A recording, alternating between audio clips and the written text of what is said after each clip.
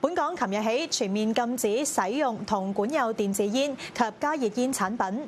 衛生署控煙酒辦就話，首日就新禁令發出4張定額罰款通知書，同預期差唔多，強調法例對公眾地方定義清晰。本港琴日開始，所有市民同埋旅客唔可以喺公眾地方管有電子煙、煙彈、煙油、加熱煙枝同埋草本煙。衛生署控煙酒辦公室主任林文聰表示，首日執法大致順利，票控時會沒收另類煙、煙彈、煙油。如果煙機可以分拆出嚟，就唔會沒收。佢話未來2個星期會加強巡查同埋宣傳，有強調法例對公眾地方嘅定義清晰。本身呢樣產品其實啲電子煙、加熱煙咧已經係佢哋嘅入口啊、售賣、宣傳、製造啊已經禁止咗4年啦。其實喺個社會上已經係冇一個合法嘅途徑可以獲得呢啲產品。咁另外加上我哋最近嘅大量嘅宣傳工作啦，咁其實我哋都預計話真係會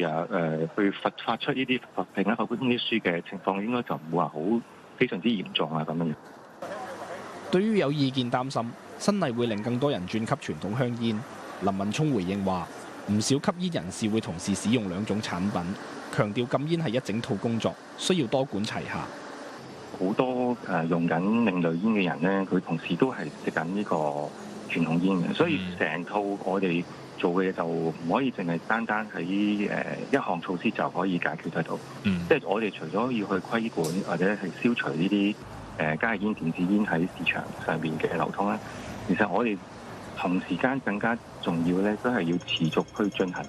我哋一直行之有效嘅多管齊下嘅控煙措施。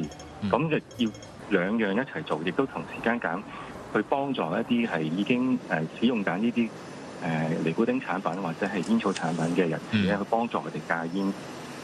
林文聰又話會針對售賣另類煙加強主動巡查同埋網上監察，強調只要違法就會檢控。鳳凰衛視記者侯俊傑報導。